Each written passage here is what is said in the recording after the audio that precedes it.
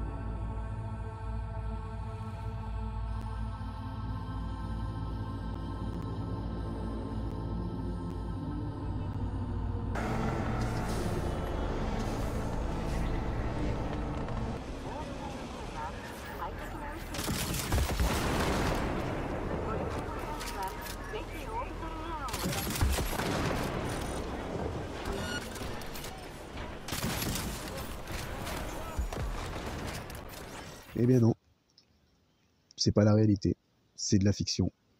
C'est fait avec le moteur et logiciel, donc Unreal Engine 5. Maintenant, je crois qu'on est à l'heure où je parle, on est à la version 5.4, si je ne me trompe pas.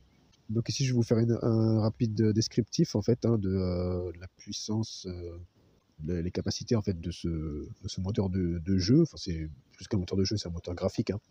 Donc Unreal Engine 5, c'est vraiment une puissante plateforme de développement de jeux et de contenu interactif offrant plusieurs caractéristiques et performances remarquables.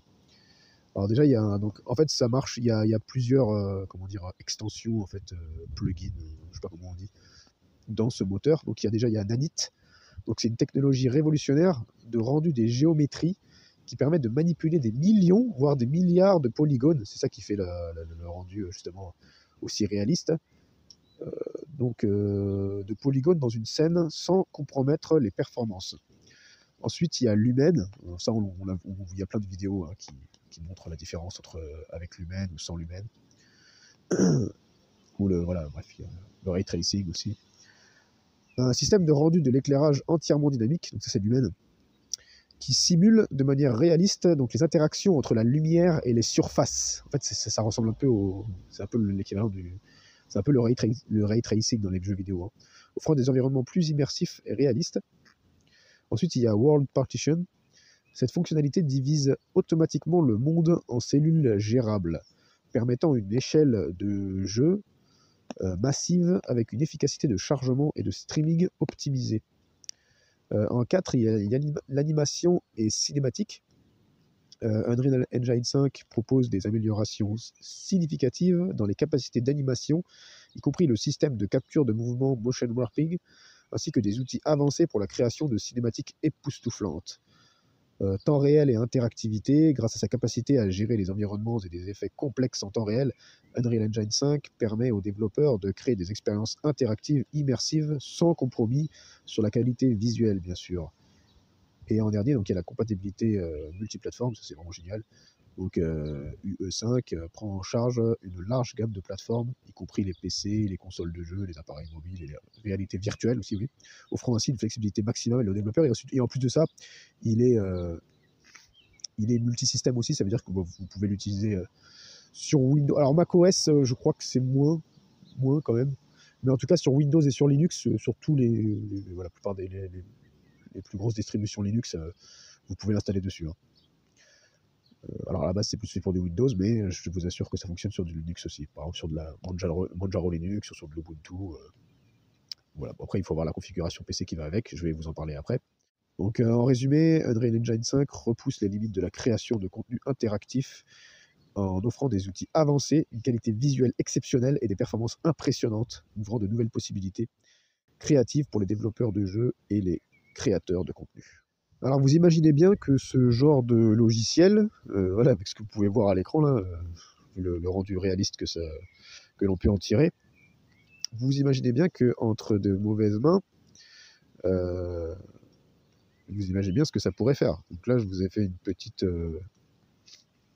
liste, je me suis fait avec ChatGPT. Donc qu'est-ce que ça pourrait faire entre de mauvaises mains, ce genre de logiciel? Il pourrait y avoir par exemple de la propagande et de la désinformation. Avec la capacité de créer des environnements et des personnages réalistes, Unreal Engine 5 pourrait être utilisé pour produire du contenu trompeur, tel que des simulations de scénarios politiques ou historiques manipulés à des fins de propagande. Ensuite, donc ça pourrait également créer du contenu inapproprié ou violent. Ça peut même voilà, du contenu par exemple sanglant, très grave quoi. Donc les outils avancés de création de contenu pourraient être utilisés pour produire des jeux, par exemple dans le jeu vidéo. Donc des expériences très violentes, choquantes et inappropriées qui pourraient avoir un impact négatif, particulièrement donc, sur les jeunes, sur les jeunes gens, les enfants. Et donc il y a la fraude et l'escroquerie aussi. Ça, c'est très grave. Hein. Donc attention, je ne veux pas vous donner de mauvaises idées. Hein. Je vous dis juste, je vous informe de quelqu'un de mal intentionné ce que ça pourrait faire. Donc en combinant des environnements réalistes avec des techniques de piratage et de phishing, parce que on dit toujours en hacking, en piratage informatique, comment dire, le plus vulnérable, c'est toujours celui qui se trouve entre la chaise et le clavier. C'est toujours en fait les hackers pirates, mauvais hackers, on va dire, les bons hackers vont premièrement exploiter l'humain en fait, et pas la machine. Donc UE5 pourrait être utilisé pour créer des simulations trompeuses dans le but de tromper les gens et de les inciter à divulguer des informations sensibles ou à effectuer des transactions frauduleuses. Comme par exemple les trucs, ça va créer des fausses personnes en fait carrément. Je vous laisse imaginer, extrapoler ce qu'on peut faire quand on crée une fausse belle femme ou un faux bel homme par exemple. Ensuite, en 4, il y a donc les cyberattaques et les sabotages. Les environnements et les simulations créés avec UE5 pourraient être utilisés pour planifier des attaques virtuelles, telles que des attaques de phishing sophistiquées ou des simulations de scénarios de cyberattaques pour tester les défenses informatiques. Bon, ça, c'est là, faut quand même y aller, quoi. Et ensuite, il y a terrorisme et extrémisme. Les groupes extrémistes pourraient utiliser donc Unreal Engine 5 pour créer des simulations de scénarios terroristes ou des environnements de recrutement virtuel, exacerbant ainsi les problèmes de radicalisation en ligne. Donc voilà, donc bien que UE5 soit un outil incroyablement puissant pour la création de contenu interactif, il est important de reconnaître le potentiel d'abus et de manipulation, donc s'il est utilisé de manière irresponsable ou malveillante. C'est pourquoi il est essentiel de promouvoir une utilisation éthique et responsable de ces technologies et d'adopter des mesures de sécurité appropriées pour limiter les risques potentiels. Et à contrario, si ce logiciel est entre de bonnes mains, par exemple un authentique chrétien basé sur les principes de l'amour inconditionnel et au niveau naturel porté sur les principes de la permaculture, un peu comme un gars qui me ressemble, quoi.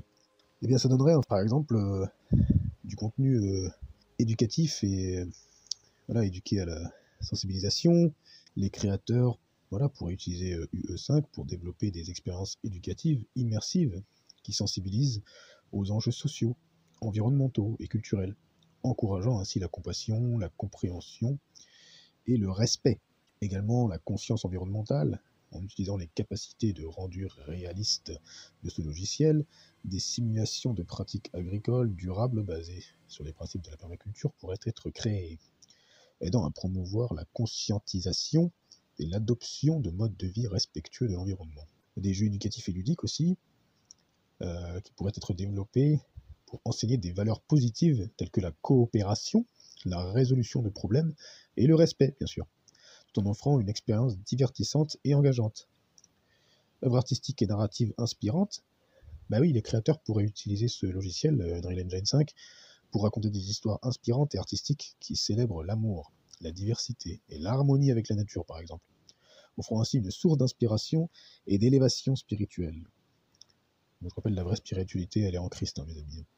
D'ailleurs, si tu n'as pas rencontré Christ, je t'invite à tourner tes regards intérieurs vers lui. Tu verras, c'est merveilleux. Communauté et collaboration, en favorisant bien sûr une communauté de créateurs engagés dans des valeurs positives, Unreal Engine 5 pourrait être un lieu de collaboration et d'échange où les idées et les innovations sont partagées pour le bien-être collectif de la société. Entre de bonnes mains, donc ce logiciel En gros, ça pourrait être un outil puissant pour promouvoir le bien-être individuel et collectif, inspirer le changement positif et encourager la création d'un monde plus juste, durable et aimant. En fait, un monde en Christ. Alors enfin, pour finir cette vidéo, j'ai décidé de conclure avec donc un descriptif de la configuration PC que je vous recommande et ce que ChatGPT recommande quand je lui posais une certaine question. Donc en gros, je vais vous dire un petit peu ce que ChatGPT lui conseille. Bon, c'est général, hein.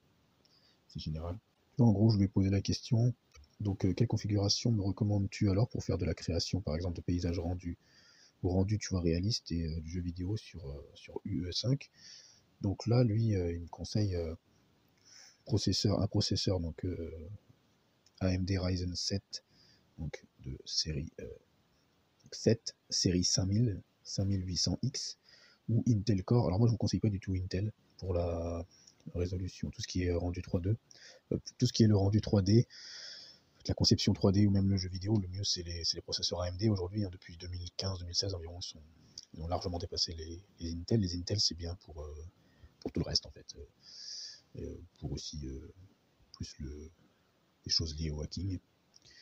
Donc pour des performances de calcul élevées, là lui il dit bon après si vous préférez Intel, hein, si vous avez besoin pour d'autres projets, mais sachez que les AMD sont beaucoup mieux optimisés pour les jeux vidéo et pour la création, tout ce qui est logiciel 3D. Donc lui il dit un i7 de 11e génération, donc 11700K, ou mieux il dit. Pour des performances de calcul élevées, lors du rendu de paysages complexes et du traitement des données de jeu. Carte graphique, donc il conseille une Nvidia RTX 3070. Alors moi j'en ai pas trouvé sur matériel.net de ces cartes graphiques là. Peut-être une 3060 par là, ou même encore plus, 3090. AMD ensuite, ou alors une AMD Radeon RX 6700 XT, ou mieux il dit, pour des graphismes haute fidélité et des performances de rendu en temps réel. Ensuite, il conseille une mémoire de 32 Go de RAM DDR4. Alors ça, c'est dépassé. Je vous conseille moi simplement 16 Go DDR5. De toute façon, moi je vais vous donner après, hein, parce que j'ai fait une configuration sur matériel.net. Je vais vous donner ça. Donc pour gérer efficacement les actifs de jeu et les données de rendu de paysage.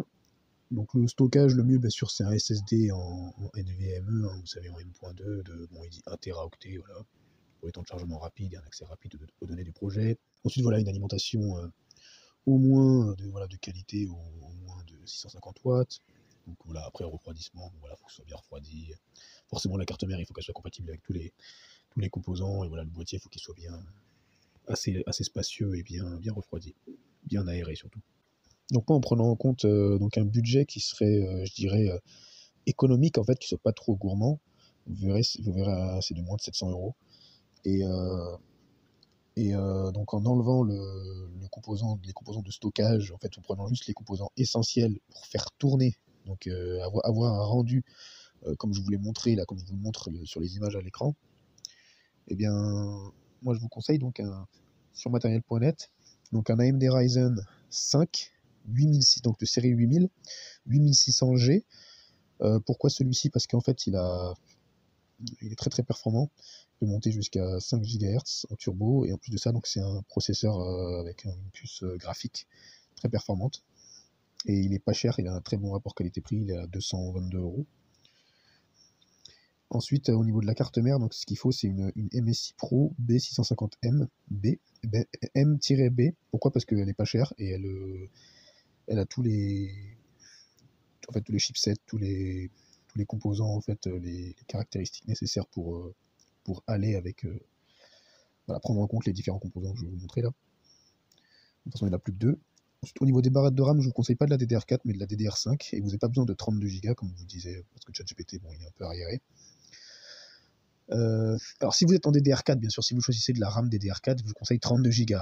Mais par contre, en DDR5, ça vous suffira 16 Go à 5200 MHz. Donc là, moi, je conseille des Kingston Fury Best 2 x 8 Go, donc en 16 Go DDR5, 5200 MHz, voilà, CL36.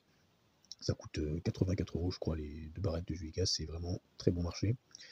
Et la carte graphique, donc moi je vous conseille une Sapphire Radeon RX 6600 Pulse, voilà, qui est en 8 Go. Alors c'est pareil au niveau des cartes graphiques, moi je vous conseille toujours là pour ce type pour Unreal Engine 5, il vous faut minimum une carte graphique de 8 Go, Le mieux, ce serait d'avoir une carte graphique de 12 Go en GDDR6, bien sûr.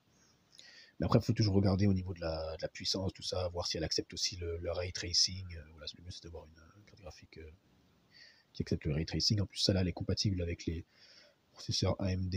Alors là, ils disent AMD, elle est en corrélation en fait avec les AMD, mais c'est série 5000. Mais je crois qu'en peut-être en faisant une mise à jour, je pense qu'il y a moyen de la faire aussi synchroniser avec les séries 7000. Je sais pas trop.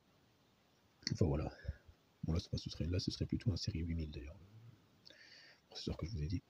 Et voilà, elle est très puissante cette carte graphique.